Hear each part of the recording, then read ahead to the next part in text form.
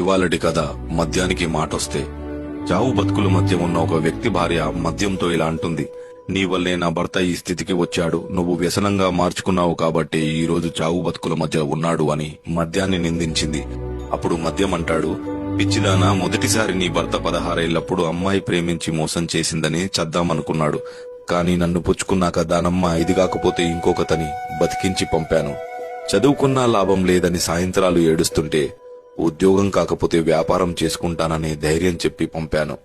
అమ్మ చనిపోయినప్పుడు, నాన్న కాలం చేసినప్పుడు నిద్రలేక ఏడుస్తున్న కళ్ళకి మత్తు పొరలు కప్పి నిద్రపుచ్చింది నేనే. మోసాలను మన్నించేలా, కష్టాలను భరించేలా, వెన్నుపోట్లను తట్టుకునేలా ధైర్యం ఇచ్చింది నేనే. పట్టించుకునేవాడు లేనప్పుడు, పలకరించేవాడు కరువైనప్పుడు స్నేహితుడిలా నిలిచింది నేనే. సంసారం ఈదలేక, పెట్టే బాధలు చెప్పుకోలేక చేతగాని దద్దమ్మ అని అంటుంటే ఎక్కడ ఉరితాడికు దగ్గరవుతాడో అని బాధను మరిపించింది నేనే, ఇంటికి పంపించింది నేనే. అన్ని సందర్భాలలో తనకు జీవితం పైన ఆశ ఉంది కాబట్టి నా మత్తును మరుపుగా భావించి ముందుకు సాగాడు.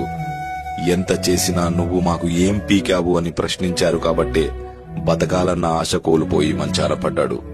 మందు వికటించి కాదమ్మా, మనోధైర్యం లోపించి చనిపోతున్నాడు నీ భర్త.